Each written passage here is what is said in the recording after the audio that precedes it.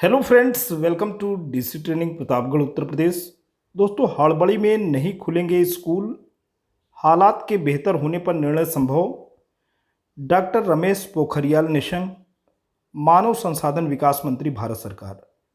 जी हाँ दोस्तों, मानव संसाधन विकास मंत्री, जिन्हें शिक्षा मंत्री का भी दर्जा दोस्तों प्राप्त है, उनका ये मानना है कि कोविड-19 वैश्विक महामारी के ट्रांसमिशन रेट को देखते हुए अभी ये विचार हो रहा था कि सितंबर से, जी हाँ दोस्तों, आने वाले सितंबर से विद्यालय को क्रमबद्ध तरीके से खुलने हैं। लेकिन जिस गति और तीव्रता के साथ दोस्तों महामारी अपने पांव पसार रही है, उसमें ऐसा नहीं लगता कि हम कुछ हड़बड़ी और जल्दी में कदम उठा बैठे हैं। तो दोस्तों,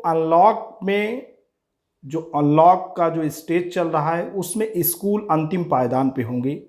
सारी स्थितियों पे, महामारी पे पूरा का पूरा दोस्तों नियंत्रण, नियमन और नज़र रखी जाएगी। उसके बाद ही बच्चों के लिए दोस्तों स्कूल खुलेंगे, क्योंकि हालात को बेहतर बनाना है, हालात को बद से बदतर बिल्कुल नहीं बनाना है।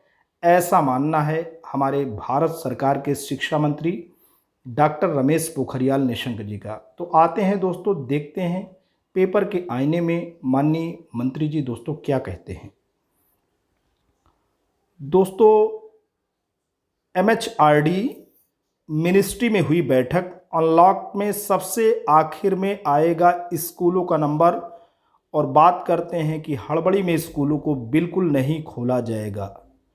तो दोस्तों, टाइम्स ग्रुप की न्यूज़ है और कवर करते हैं narendra.misra@timesgroup.com।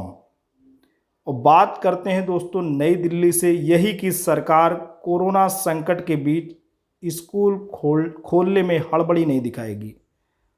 कोरोना का क्राइसिस है और सरकार बिल्कुल हड़बड़ी में नहीं है और ना हड़बड़ी दिखाएगी। एमएचआरडी मिनिस्ट्री ने साफ किया है कि अभी तत्काल स्कूल कॉलेज खोलने की संभावनाएं नहीं हैं।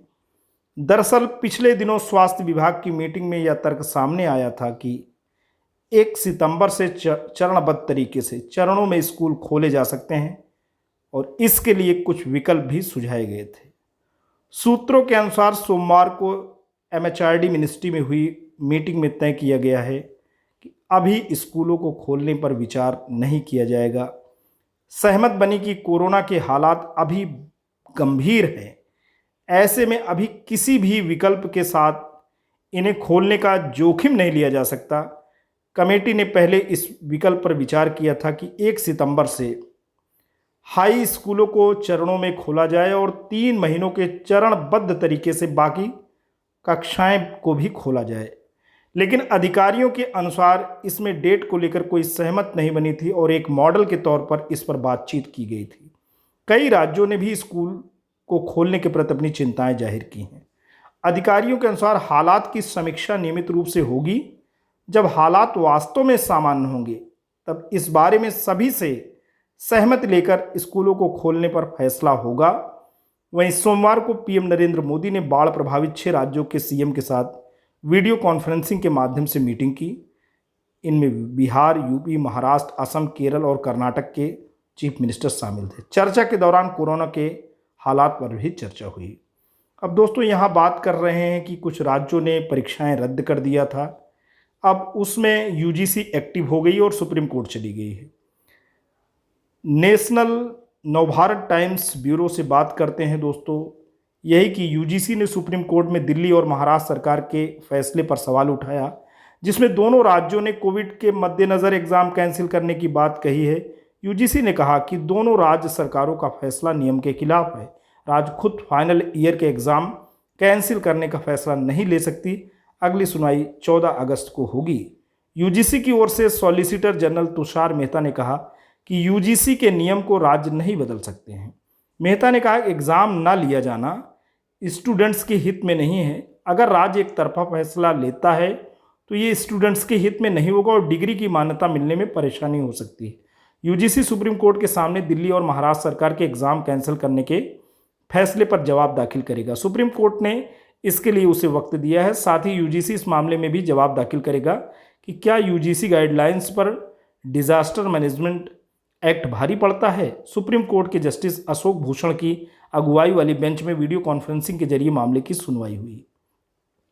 इससे पहले महाराष्ट्र व दिल्ली सरकार ने हलफनामा दायर किया और कहा कि कोरोना महामारी के मद्देनजर एग्जाम नहीं हो सकते। यूजीसी ने दूसरी ओर कहा है कि 30 सितंबर तक एग्जाम कराया जाना है। यूजीसी के फाइनल एग्जाम को कई स्टूडेंट्स ने चुनौती दे रखी और कहा है कि कोरोना महामारी के मद्देनजर इसे कैंसिल किया जाए। तुषार मेहता ने कहा कि महाराष्ट्र और दिल्ली सरकार ने एग्जाम कैंसिल करने का जो फैसला किया है वह यूजीसी के फैसले के विपरीत है। सुप्रीम कोर्ट ने जानना चाहा कि क्या डिजास्टर मैनेजमेंट एक्ट यूजीसी के गाइडलाइंस पर भारी पड़ता है। उन्हें इस मुद्दे पर जवाब दाखिल करने को कहा गया है। तो दोस्तों, ये बहुत ही सही फैसला रहा माननीय शिक्षा मंत्री भारत सरकार डॉक्टर रमेश पोखरियाल निशंक का कि स्कूल को खोलने के प्रति हम बिल्कुल हड़बड़ी में नहीं हैं।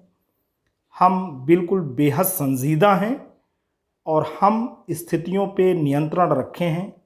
स्थितियां सामान्य हो जाएंगी, महामारी पे नियंत्रण हो जाएगा, वातावरण खुशनुमा हो जाएगा, स्वास्थ्यवर्धक दशाएं पैदा हो जाएंगी, तो ही हम बच्चों के लिए स्कूल को खोलेंगे और ये सबसे अंत में होगा। तो दोस्तों, आज के लिए इतना ही। ये वीडियो इन्फॉर्मेशन आपको कैसा लगा? अगर आपको अच्छा लगा हो तो प्लीज़ इसे लाइक करना, चैनल पे कमेंट करना। लेकिन अगर आप डीसी ट्रेनिंग प्रतापगढ़ उत्तर प्रदेश की इस खूबसूरत यूट्यूब चैनल पर नए हैं, पहली बार विजिट कर रहे हैं, तो प्लीज़ इसे सब्सक्राइब करें। जब भी आप सब्सक्राइब का बटन प्रेस करते हैं, बराबर से एक बेल आइकन आता है, उसे प्रेस करें और चैनल को सब्सक्राइब करें। Thanks for watching and listening. This is Ajay Prakash Dubey signing off.